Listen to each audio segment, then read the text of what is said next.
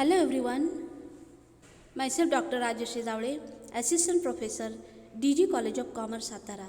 Dear students, today we are going to study second topic and that is green marketing. So here, in the last lecture we have completed some part of this topic. Today we will discuss some important point, meaning and definition, concept of green marketing, evolution of green marketing, importance of green marketing, benefits of green marketing, strategies to green marketing, environmental consciousness, etc. So here we have seen that green marketing definition can be a little confusing, since green marketing can refer to anything from greening product development to the actual advertising campaign itself. There are many environmental issues impacted by the production of goods and rendering of services, and therefore, there are many ways a company can market their eco friendly offerings. Green marketing can appeal to a wide variety of issues.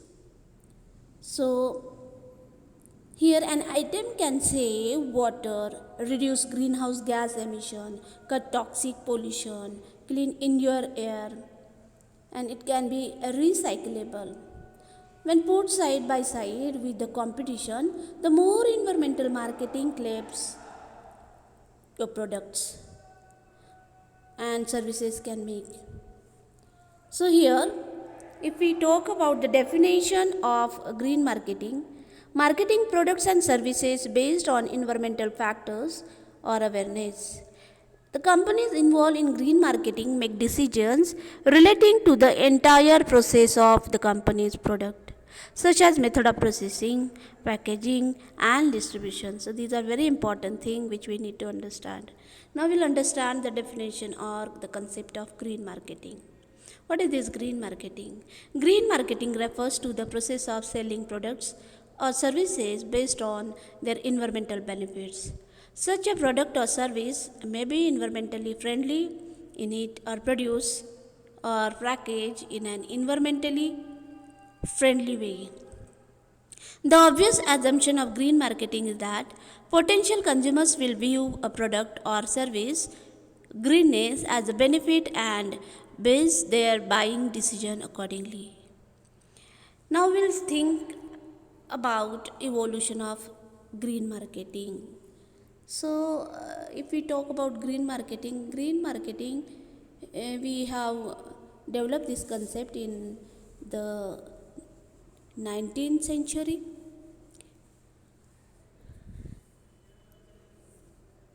But we are following this in today 1980s to early 1990s. All these points we have covered in the last lecture.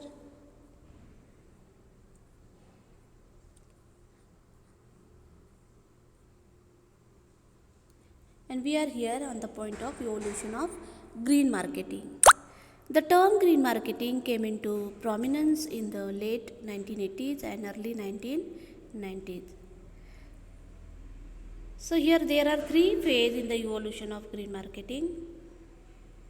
First is ecological green marketing, second environmental green marketing, and third is sustainable green marketing. So here we'll see first ecological green marketing. The green marketing has evolved over this period of time. The evolution of green marketing and their activities were concerned to the help environmental problems and provide remedies for environmental issues. So it was related to ecological green marketing. Now we'll see the second phase. It was environmental green marketing. The focus shifted on clean technology that evolved, designing of innovative new products which take care of pollution and waste issues. So here now we'll see third phase. It is sustainable green marketing. It came into prominence in the late 1990s and early 2000. This was the result of the term sustainable development, which is defined as meeting the needs of the present without compromising the ability of future generation to meet their own needs. So here we have to understand that If we want to protect our ecology or environment, we need to adopt and apply some important measures, because human being wants the protection, their health, their environment, and etc. And that's why there should be balance between these.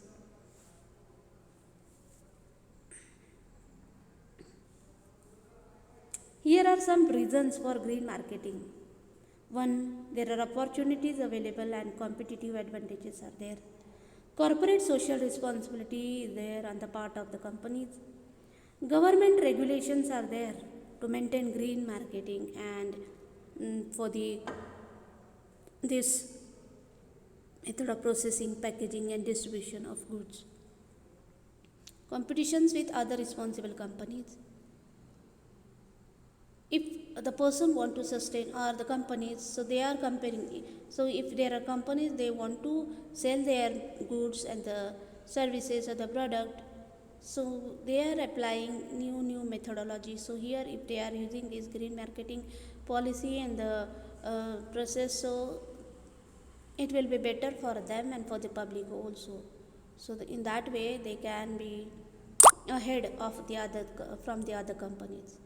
They can maintain their goodwill, company can maintain their goodwill, and through this green marketing, even the environment consciousness will be there in the minds of consumers and even in the process of company. And this green marketing is for conserving scarce natural resources also. So these are the benefits and the advantages of green marketing. The obvious assumption of green marketing is that potential consumers will view a product or service greenness as a benefit and base their buying decisions. So here we need to understand that we grow the best snacks on earth. So here it is said by Frito-Lay.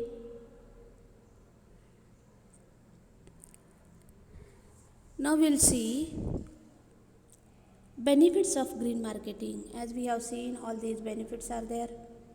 We'll see again companies that develop new and improved products and services with environment inputs in mind give themselves access to new markets, increase their profit sustainability, and enjoy a competitive advantages which are there. Some of the advantages are it ensures sustained long-term growth along with profitability. This is the one. Second is green marketing saves money in the long run, though initially the cost is more. It also helps companies market their product and services, keeping the environment aspect in mind. It helps in accessing the new market and enjoying competitive advantage. Fourth is most of the employees also feel proud and responsible to be working for an environmentally responsible company. So this is very important thing. If we see USA Federal Trade Commission, so firms using green marketing must ensure that their activities are not misleading to consumers or industry and do not breach any of the regulations or laws dealing with environmental marketing. So this should be environmental consciousness, or they should think about the protection of environment and preservation of our ecology. Green marketing claims that there are clearly stated environmental benefits. It explains environmental characteristics. Now we'll see the very important aspect, and that is we need to adopt a green marketing. There are basically 5 reasons for which a marketer should go for the adoption of green marketing.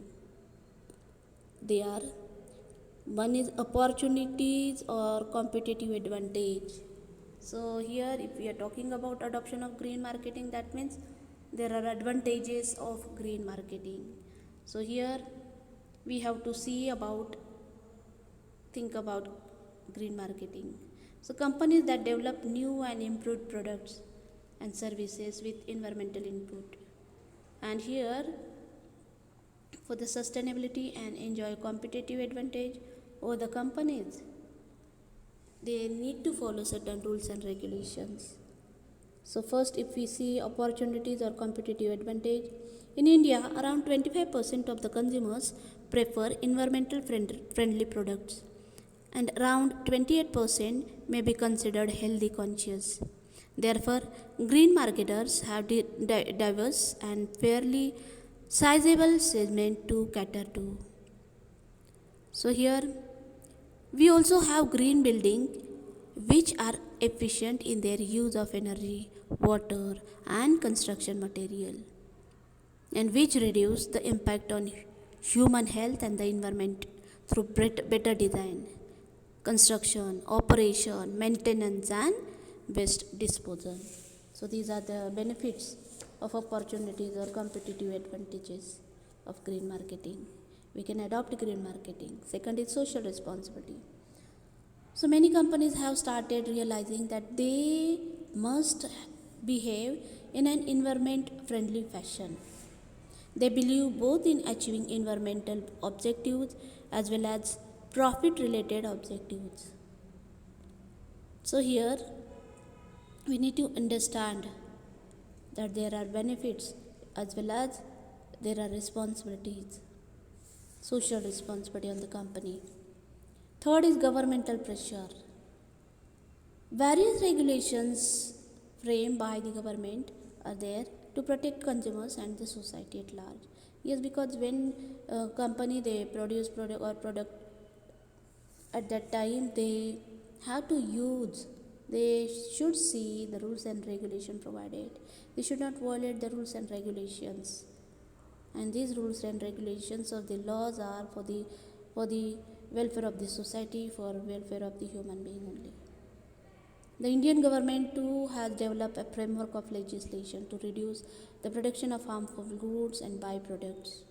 These reduce the industry's production and consumers' consumption of harmful goods. So there are Factory Act, there is Company Act 2013. There are many latest provisions. There are judgments, Supreme Court and the High Court judgments, which are telling to the company and society at large that they need to take care environment and be environmental consciousness for themselves only.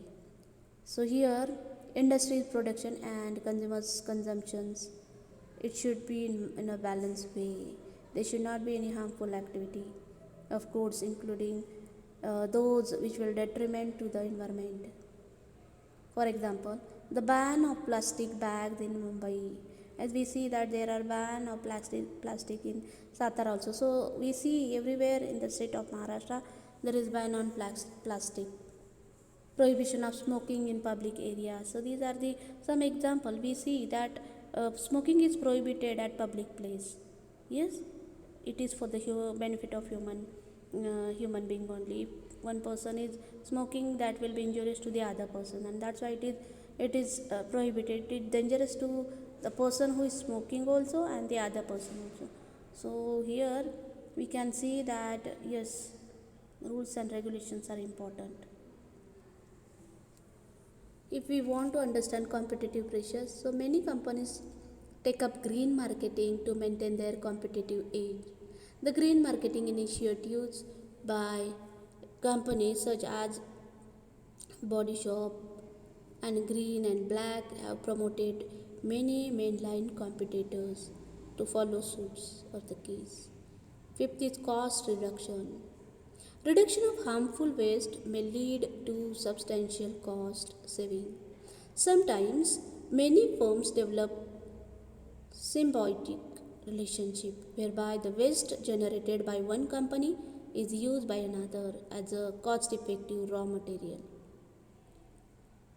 For example, the fly ash generated by thermal power plant, which would otherwise contribute to a genetic quantum of solid waste, is used to manufacture fly ash bricks for construction purposes.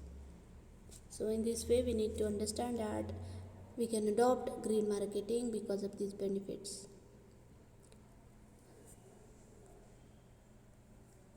So here we have seen all these points.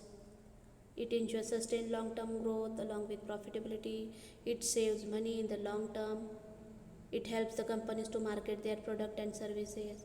Most of the employees also feel proud and responsible to the working for an environmentally responsible company. It promotes corporate social responsibility. The market strategies for green marketing includes the following points. So here we have to understand. So there are 4 P's green marketing mix. We can say this. The 4 P's of green marketing are that of a conventional marketing. But the challenge before marketers is to use 4 P's in an innovative manner. So here, if we want to understand marketing audit, that is very important. Marketing audit including internal and external situation and its analysis. It develops a marketing plans outlining strategies with regard to the 4 P's of marketing. So here, if you want to understand 4 P's, first is product. The ecological objectives in planning products are to reduce resource consumption and pollution and to increase conservation of scarce resources. The marketer's role in product management includes providing products designers with market driven trends and customer requests for green product attributes such as energy saving organic, green chemicals, local sourcing, etc. Price, second is price. Price is critical and important factor of green marketing mix. Most consumers will only be prepared to pay additional value if there is a perception of extra product value. This value may be improved performance, function, design, visual appeal, or taste. So, green marketing should take all these facts into consideration while charging a premium price. Next, third P is promotion. So, there are types of green advertising. Advertisements that address a relationship between a product and service and the biophysical environment. Those that promote a green lifestyle by highlighting a product or service. Advertisements that present a corporate image of environmental responsibility. So promotions is third P. Fourth is place. The choice of where and when to make a product available will have significant impact on the customers. Yet very few customers will go out of their way to buy green product. So all these 4 P's are important. So I hope that you have understood today's lecture points on the green marketing. So we'll stop and we'll continue from the slides in the next lecture. Thank you.